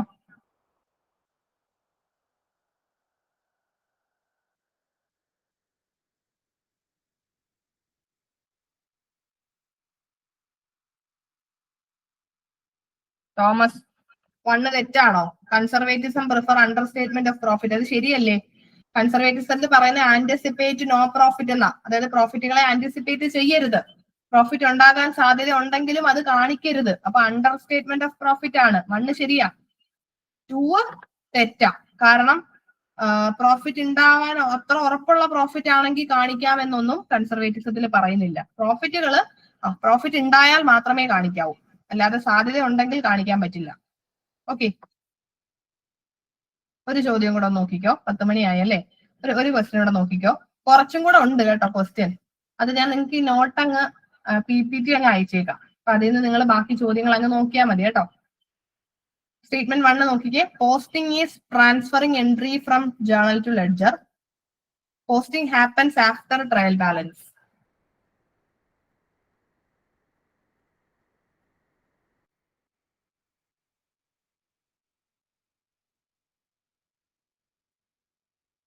ഏത് സ്റ്റേറ്റ്മെന്റ് ആണ് കറക്റ്റ്? യെസ്, സ്റ്റേറ്റ്മെന്റ് 1 ട്രൂ ആണ്, 2 തെറ്റാ അല്ലെ. പോസ്റ്റിംഗ് ട്രയൽ ബാലൻസിന് ശേഷം അല്ലല്ലോ നടക്കുന്നത്. ഓക്കെ, ഇനി നമുക്ക് കുറച്ച് ചോദ്യങ്ങളും കൂടെ ഞാൻ ഇൻക്ലൂഡ് ചെയ്തിട്ടുണ്ട്. അത് നമുക്ക് ഒരു കാര്യം ചെയ്യാം, ഒന്നെങ്കിൽ ഞാൻ നെക്സ്റ്റ് ക്ലാസ്സിൽ അത് നിങ്ങൾക്ക് എടുക്കാം, അല്ലെങ്കിൽ ഇതിന്റെ PPT ഞാൻ അങ്ങ് അയച്ചേക്കാം. അപ്പൊ ബാക്കി ക്വസ്റ്റ്യൻസ് നിങ്ങൾ നോക്കിക്കോളുവോ? ആൻസറുകളും മാർക്ക് ചെയ്തിട്ടുണ്ട്.